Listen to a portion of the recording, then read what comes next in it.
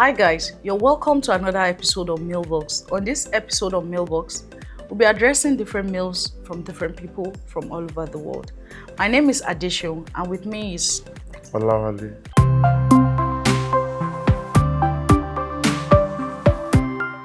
our first mail from today is from Silva Mateo. Silva is 41 and is from Brazil. He says, my startup failed and I lost my savings. How do I face my family? Okay, so maybe we might not understand the dynamics of your family setting, but the truth about the matter is that there is absolutely nothing that is coming from the heavens that the heads will not be able to receive. The truth about the matter is that there are certain conversations that you better just do that. I mean, it's as simple as actually coming clean. Because the person who would eventually save you might be within the space of that particular conversation. It's not as if you squandered it.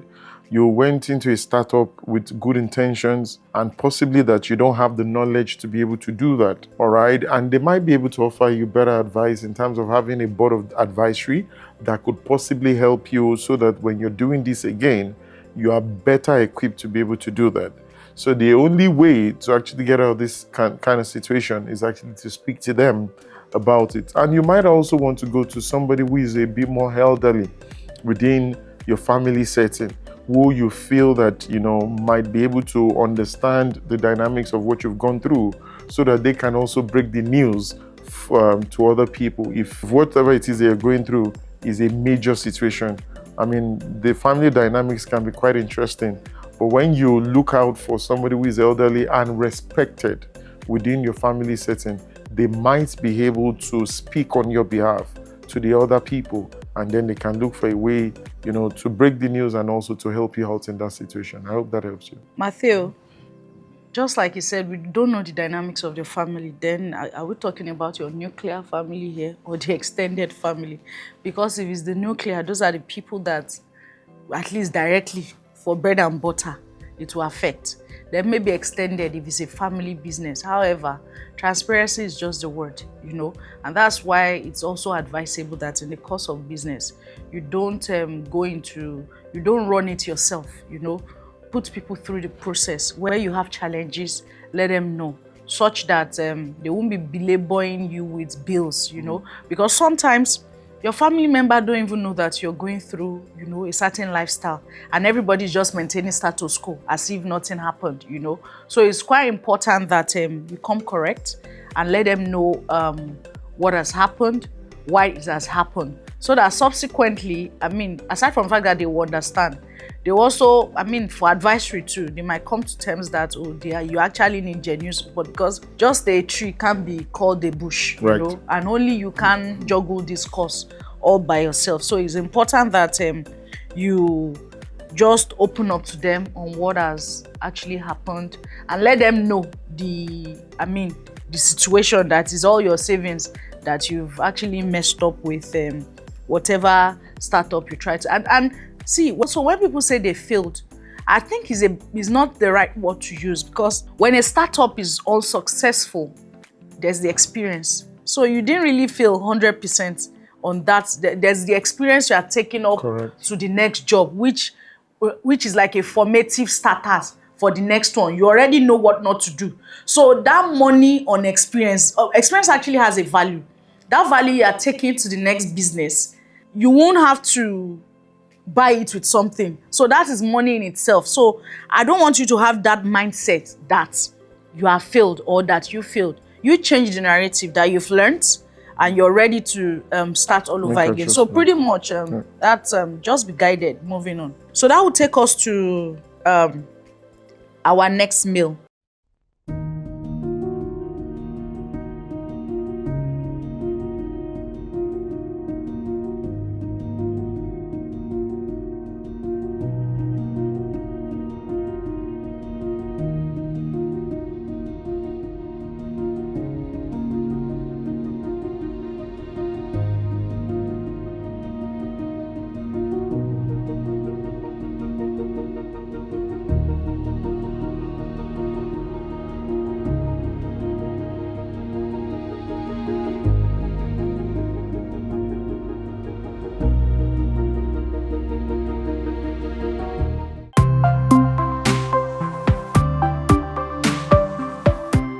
The mail is from Lin Wing, age 26.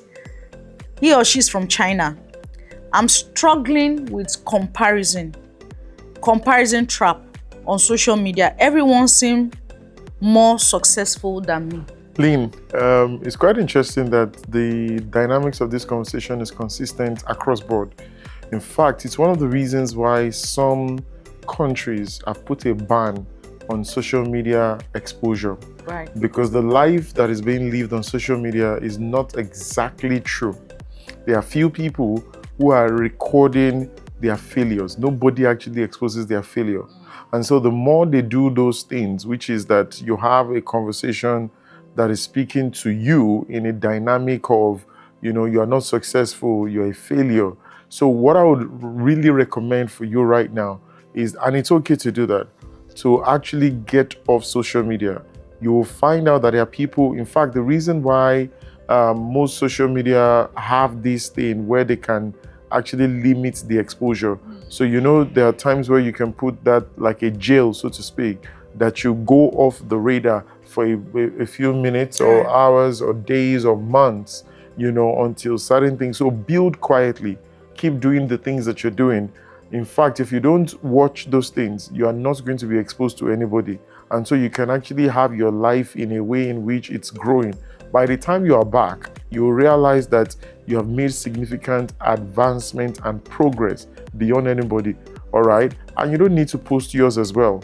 It is building quiet, do what you need to do, help people as you must do, but then again, don't find that level of exposure. I hope that has helped you. Yeah, so it's like you're comparing your own behind the scene with somebody else, like reels, make believe, It's quite unfortunate that people has placed so much value on the true definition of success, thinking social media is the way to go. The truth about the matter is, I think it starts from you, because the truth is a lot of things will happen in the course of your life. There will be technology advancement, there will be exposure to all and sundry. There will be so much to distract you. You just need to pick yourself back together. You have to really, really limit your attention span to that social media space. And then you have to also engage yourself in things that are real, things that are of value. Sometimes people don't know, except your office is on social media. Sincerely, sometimes when you are really, really busy in the real sense of it, aside from people that are lovers of picture, somebody like me, the truth about the matter is you really don't have anything doing in that space except to keep up and unwind. Because the truth about the matter is, if you take the whole of, if you are in La La Land on social media for hours, by the time you come back to reality, you're already late to your own reception. Yeah, so it's quite important that you count your costs. In fact, to start with, you must begin to schedule, how often you visit that platform. Except it's a lifestyle that you have to be there, or you are making your living from that place. And except for some of us that are early riser or don't sleep really, that you have to be throwing reels everywhere. Sometimes you wake up in the morning, that's not the first thing you want to do, because it's so interesting that as you're feeding on one thing, genuinely, it's quite educative too. Yes. As you're flipping from one thing, you flip into another thing, and to another thing, and to another thing. Before you know it, you are 1 hour doing the same thing. The truth is, what exactly are you feeding yourself? Because you can actually be on that social media and be doing great. You learn concepts, you take ideas, things begin to minister and drop on your mind. There's a lot of ministration that would help the whole of your day just looking at social. That same social media you want to run away from, and where you have cutouts of short videos and clips that there are things that you remember in 10, 15, 20 years to come, right? So ensure that you also filter your feed. And when you say social media, sometimes I really don't know why people think that digital space is only all those social platforms. There are other places too that you can learn, There are a lot of, I just don't want to start mentioning names. There are places that are write-ups. There are places that you want to read. There are places that you want to read up. There are things that you can do instead of even reading a whole book. So pretty much, I think you should control that algorithm. Ensure that you filter. If you really, really, really have to be on social media, you have to filter what, because it's also such that they know what you're feeding on. And then So the start looking algorithm. at dogs, you'll be seeing dogs. Start looking for babies, you start seeing baby. Start looking for messages, motivational. Then who are the people that you follow? Some people is just entertainment from morning till night. Follow this one. They know everything that is happening to everybody. They don't know what is happening at the backyard or in their offices or in their own life. Some people have goals, but you see another person goal, you feel it's your goals. That's the place of prayer.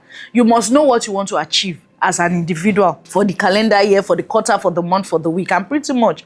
We must not just live life, sleep, wake up, do what every other person. You must have a template. There must be an internal schedule mentally and even written down that you have to follow through. If you have it, you see that even 24 hours is not enough. God will bless you. So pretty much, I think, so that will take us to the next question, right?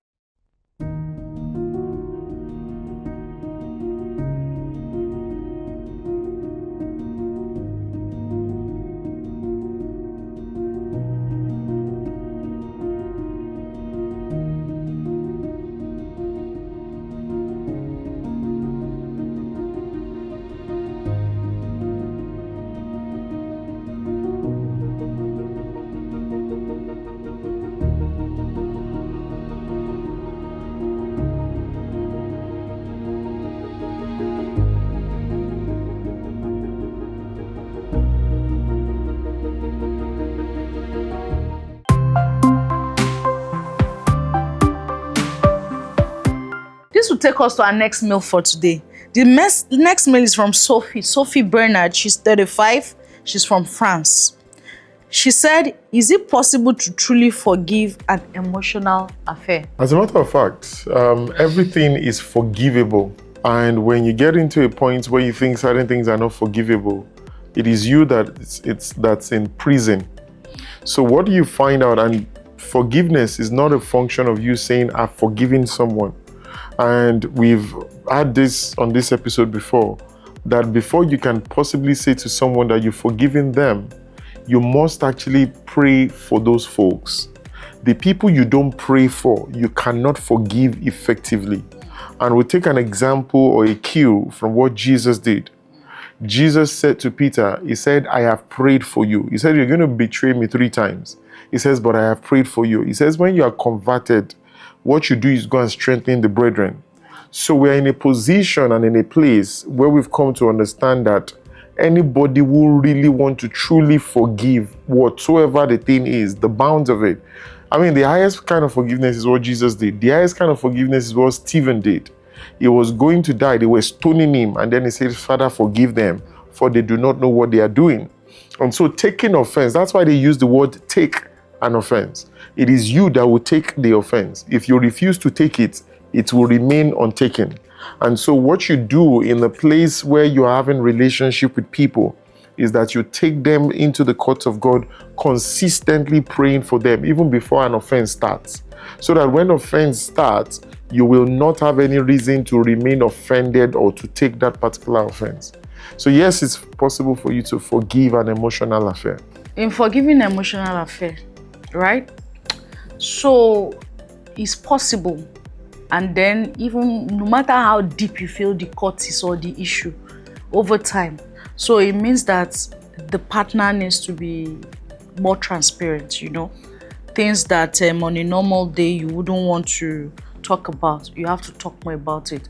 You need that person to now, because you have to do a lot of talking and communication and transparency for that person to trust you and believe you again. Now is the person, tomorrow it might be you. So watch it.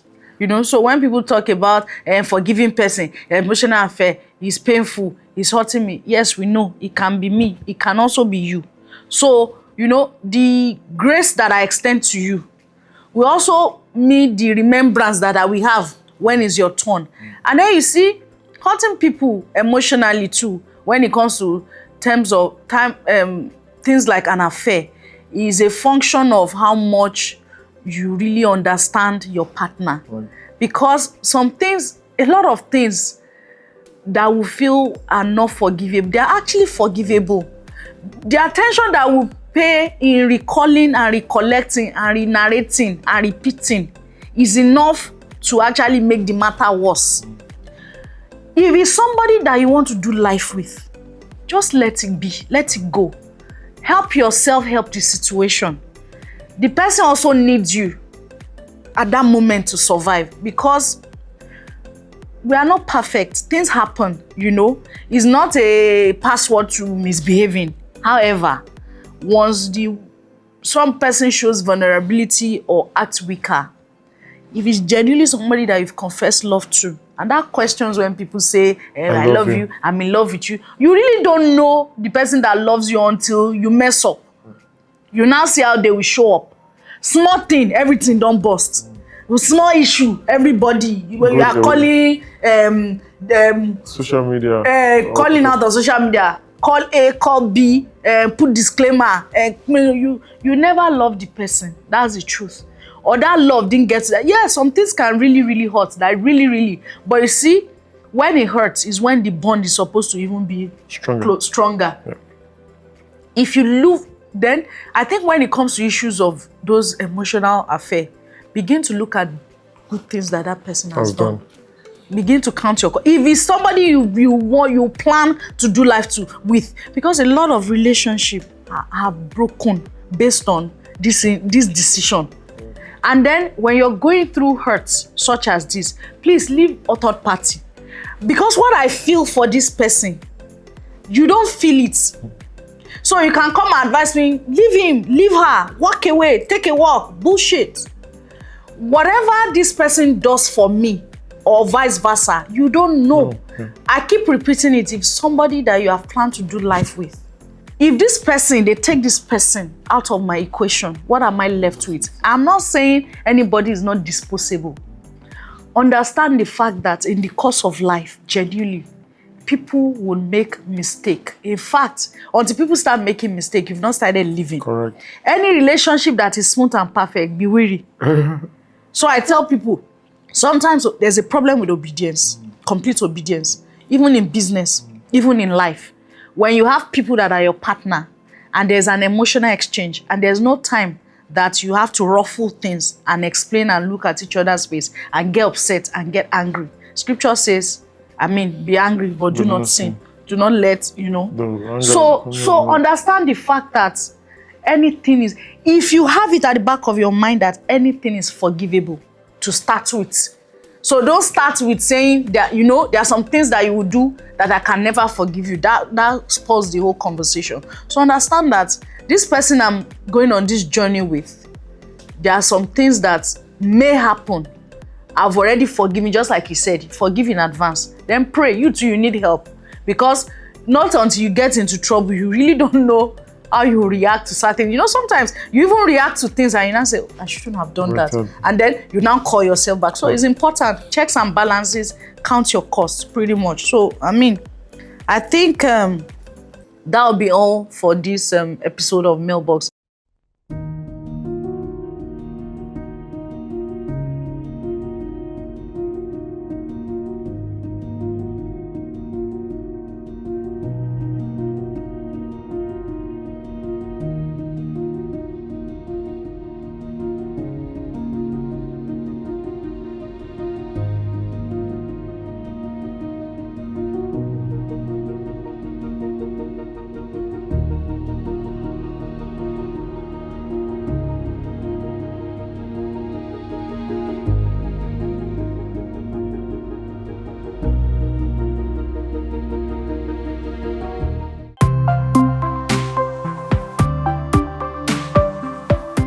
Till next time, my name is Adeshan, and with me is Olawale.